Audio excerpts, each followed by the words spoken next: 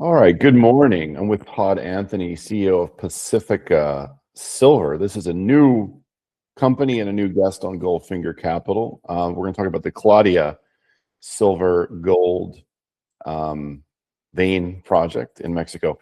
Todd, how are you today? I'm doing great, Robert. Thanks for having me on the show, and I'm looking forward to the conversation today. Yeah, me too.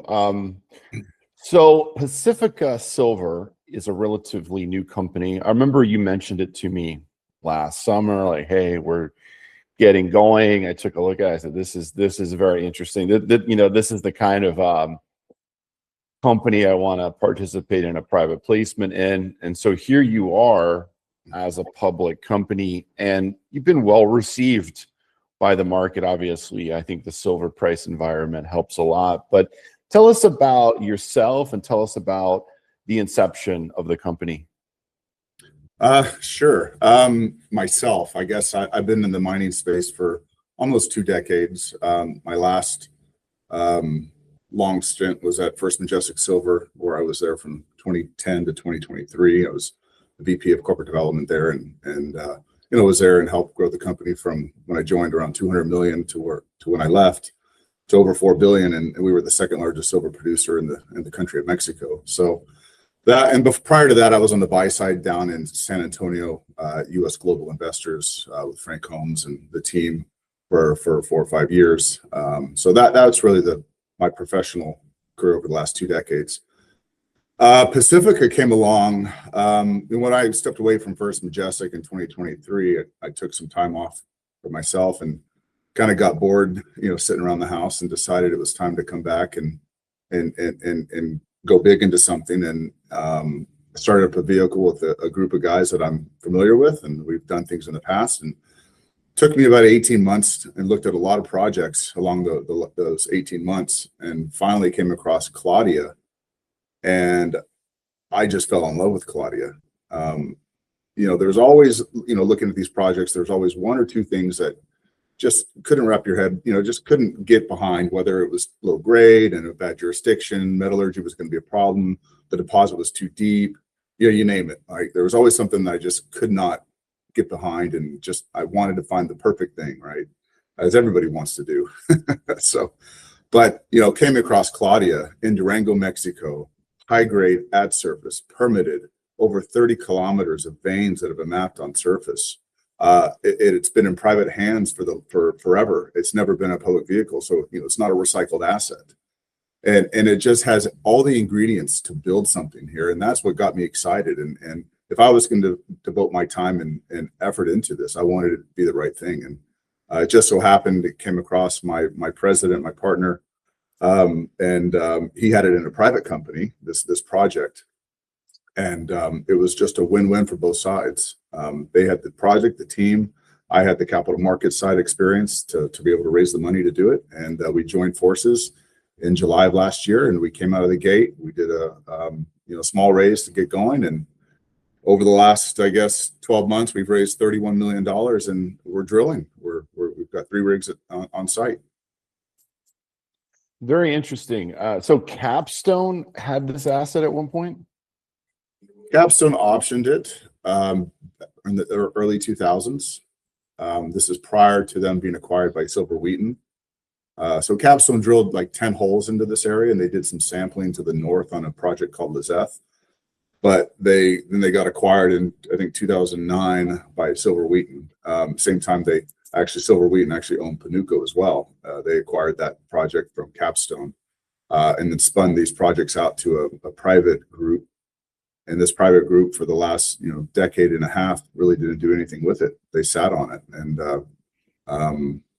my partner approached them relatively around the same time as Vizsla bought Panuco.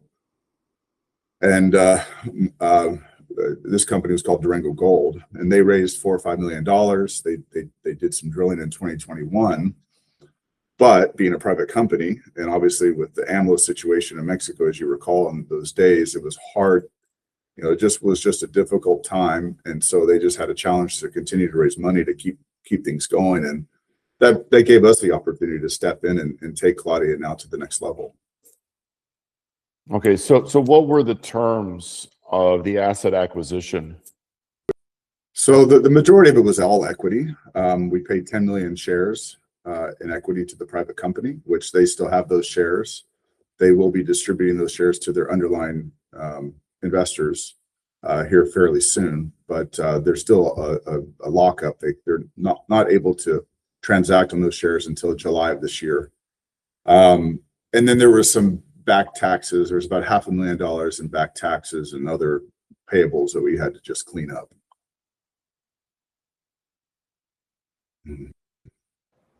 I see. Okay. So basically all equity, and that's still locked up for another 5 months. Mm-hmm. Okay. Yeah. And then it will come free trading. Does it come free trading in tranches? No, it's the full thing. Yeah, they were locked up for 12 months. And then once July of this year, once that lockup's up, it's off. The majority of those shares, I should mention, are going to be in insiders' hands. Half of that company was owned by probably 4 or 5 people, and those individuals are either an insider or they're a big investor in the company already. So, of those 10 million shares, I really highly doubt that there's going to be a lot of those shares hitting the market. Obviously, some guys will, because it's been a private company for 6-7 years, and they've had their equity locked up in that thing for that time, and you know, there's likely some trickling that will come out, but I think it'll be minimal. Okay. Okay, so let's talk about the Claudia project and the work that you've completed since 2025. So what has been done so far? So we after we closed the $10 million raise in September of last year, we had 3 drill rigs show up in the fourth quarter of last year. We drilled about 8,000 meters and roughly 30 holes. We've extended one of the main veins. I should mention, this project has, for what we know now, 4 main structures or veins: the Aguilarena, the Guadalupana, the La Concepcion, and up in the north called Lizeth.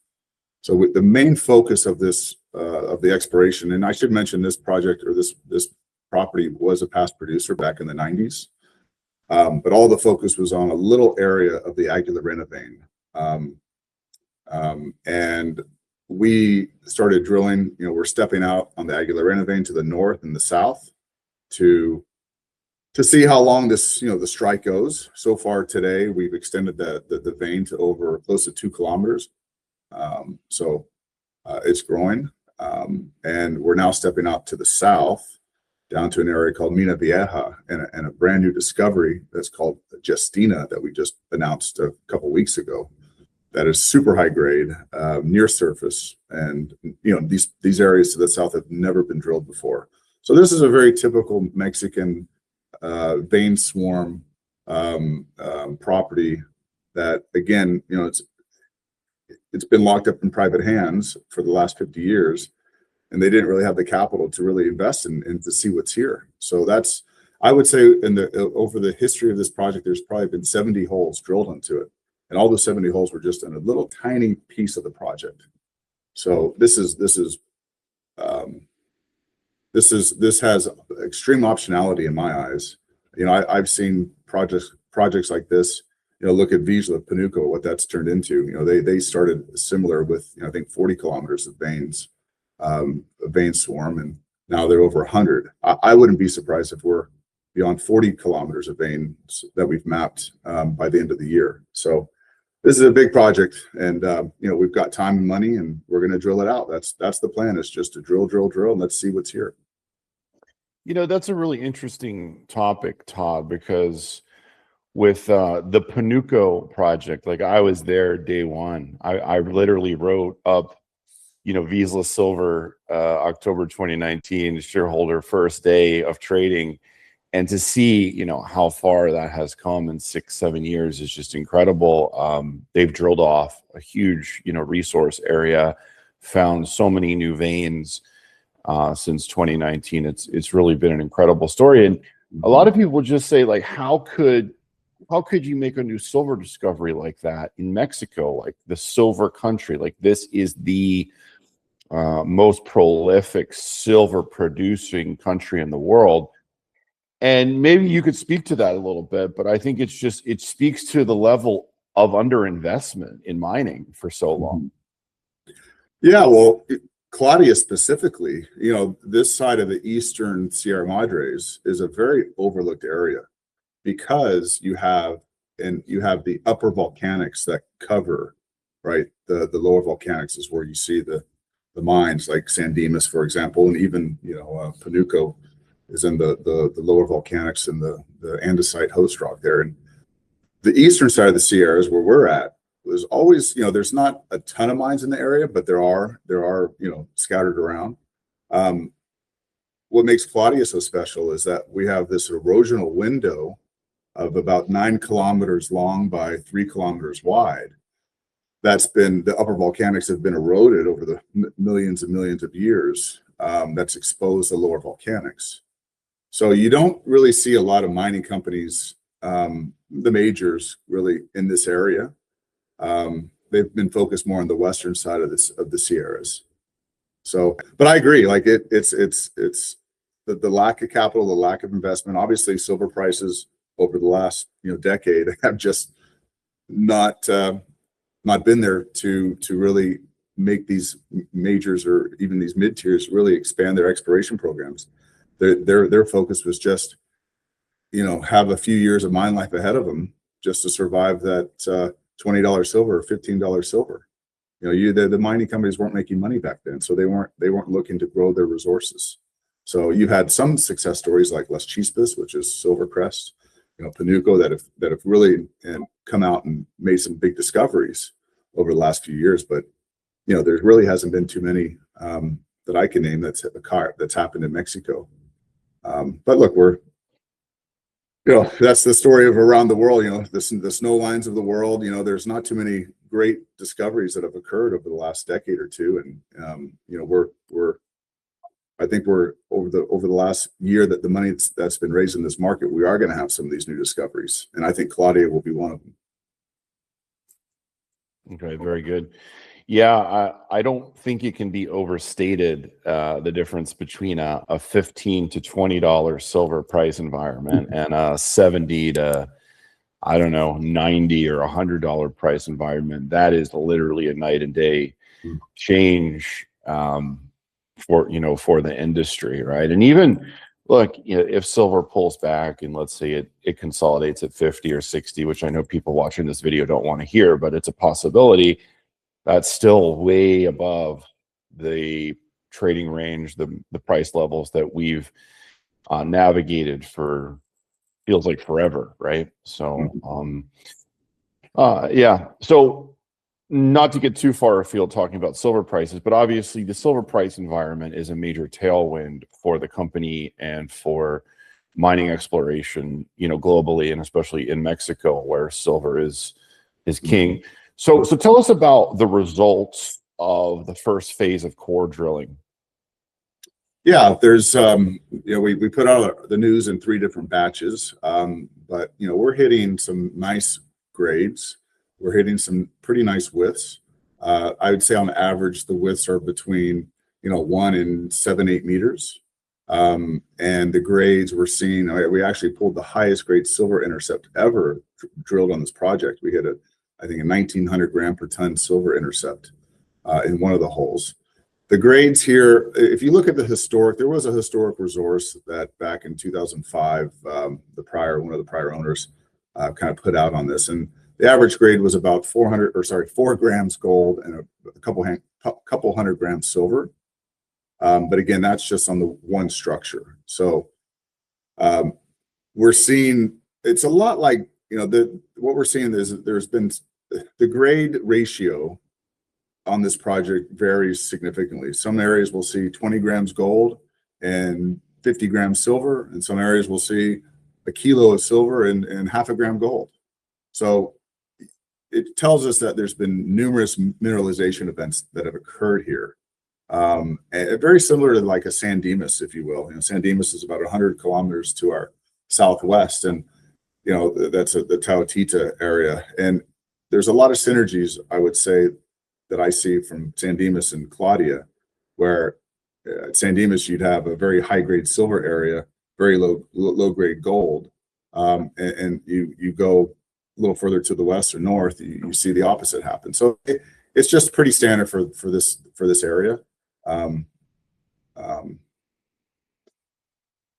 So yeah, it's and it's still early days. Like, we're still learning a lot about this project. So we're nowhere near, you know, what we think we're going to know in the next 12 months or 18 months. But the drilling so far has been great. I'd say we've hit all the targets and all the holes we've been drilling. I'm looking for the nice wide structures, you know, the 4 to 8, 9, 10 meter wide veins that have consistent grade throughout it. And you know, we're looking for new discoveries as well, right? Like, I want to go big on this project. We've got the market here. We've got $28 million in the bank, so we're fully funded for the next 2 years. And you know, I don't think there's a point to just keeping a couple rigs here going. I want to see 4, 5, 6 drill rigs on this project over the next few quarters, and let's see what we have here. Very good. So there's a drill rig there right now that's turning. We have 3 rigs currently turning. Oh, okay, 3 rigs. Okay, that's pretty good. I didn't know that. I thought you were at 1 or 2. Okay, so 3 rigs turning at Claudia right now. Mm-hmm. Phase 2 program is underway. So tell us about phase 2. What are the objectives of phase 2? How many holes have you completed to date? We've completed over 13 holes of the phase 2. So as you mentioned, yeah, it's a 12,000 meter drill program. Half of that will be focused, or let's say 40% will be focused on the Aguilarena structure. That's the more advanced structure that we're advancing towards a mineral resource. That'll be the first one that comes out with a mineral resource. But the other 60% is going to be testing these new targets that, again, have never been drill tested. One example of the success that we had last year was the discovery of the Justina vein. So this is a high-grade structure, never been drilled. We sampled this structure for 500 meters long. There's a hopefully you can show a map here, but it runs north and south, and we sampled this last year with some very high-grade results. We've mapped this structure over 1 kilometer long. So, and we've only put 1 hole into it, and I think it was 160 meters down dip with I don't have the numbers in front of it, but I think it was 3 or 4 grams gold with a good amount of silver in it. And we're going to follow up on that. That's the plan. We're going to send a drill rig to the south. We're going to step out by about 120 meters to the south. We're just going to chase this vein. I mean, this vein, you can see it from surface for the whole kilometer long, and it's never really ever been tested. So we're going to have 1 drill rig, doing that. We're going to have the other rig down at Mina Vieja, as I said earlier, which we did some grab samples last year, which we had, I think, 23 grams silver or gold, and almost 500 grams silver as well. So, this is over 2 meter wide vein at surface that's never had a drill hole in it. Tell us about the Mark Twain vein, Todd. Why is there a Mark Twain vein in the middle of all these, Veto West and Tres Reyes and all these other Spanish names? Well, there's also a Shania Twain. No way, really? To the north, yeah. We don't have it on the map, but there is a Shania Twain up by the Lizette area, so I don't know who actually named the Mark Twain. I think it happened back in the Capstone days. They named the Mark Twain zone. That area is actually quite interesting because we are seeing that's actually where they stopped mining back in the 90s, but it was a very silver rich area. It's a splay off the main Aguilarena structure there. But I don't, that obviously the guy who found it was a fan of Mark Twain or his writings. So, okay. Yeah. So to summarize the opportunity at Claudia, would you say that this is just a classic Mexican gold silver vein field that just simply hasn't had enough drilling? It hasn't had enough attention over the years, and now with your company, you're committed to giving it as much love and attention and drilling, obviously, as you possibly can. Yeah, I think that's a fair comment. Yeah, this project, I'd say it's been the, you know, there, won't name names, but there's been other majors that have tried to acquire this project prior to us acquiring it. And the challenge was the prior owner was, it was hard to deal with. The contract was, or the agreement was very, it was hard to wrap your head around it. And, or at least what they wanted for it.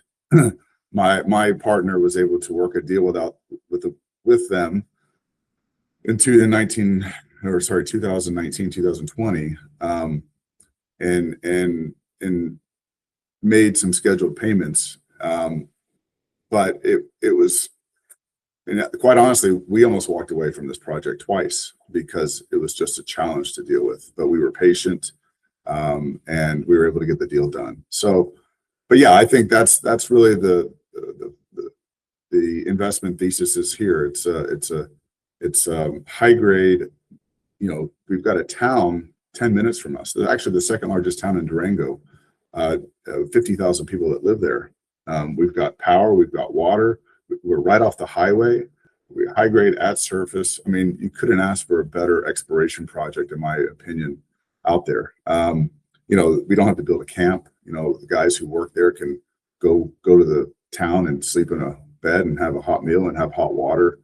And you're not in the desert, right? We're like up in the Sonora area.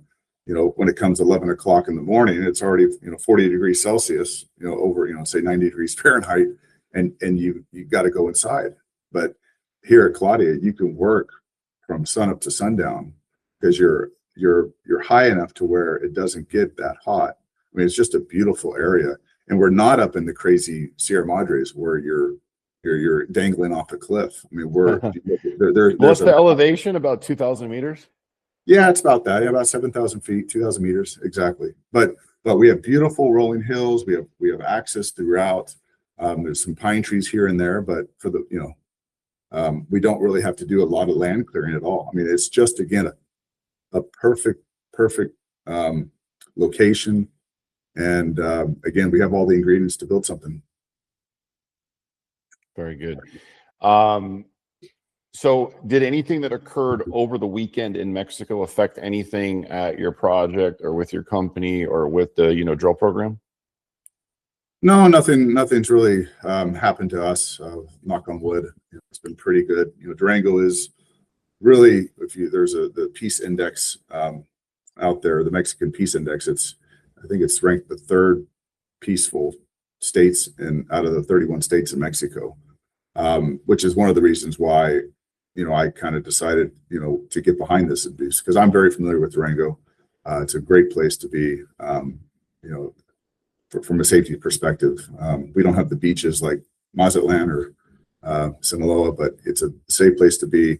And if I don't feel comfortable going to site, I can't ask investors to invest in the company. So, yeah, nothing has really affected us. You know, we still have the guys at site. We've got 23 guys at site.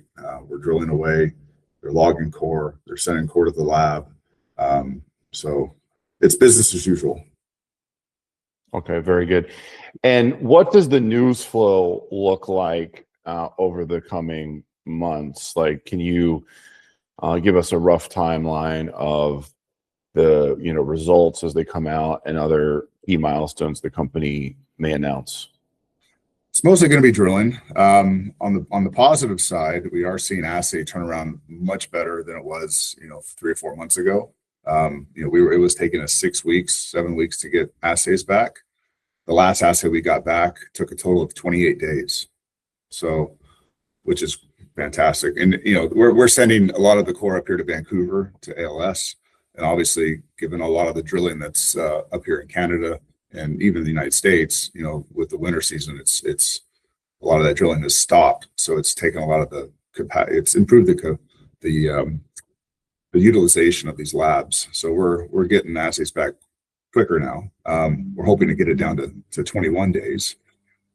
So yeah, we'll have news out probably in March for more drilling.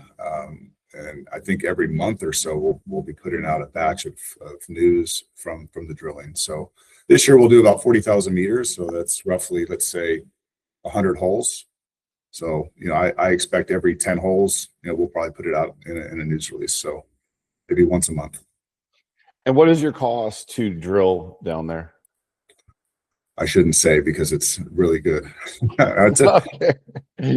about $105 a meter, which, Oh, wow. yeah, it's fantastic. And we can drill year round. All right. We don't have to shut down for winter.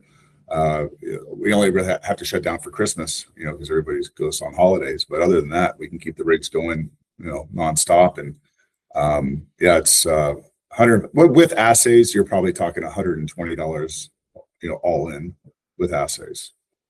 So Wow. your dollar goes a lot farther, down there, compared to Nevada. You're like $400, $500 a meter for diamond drilling.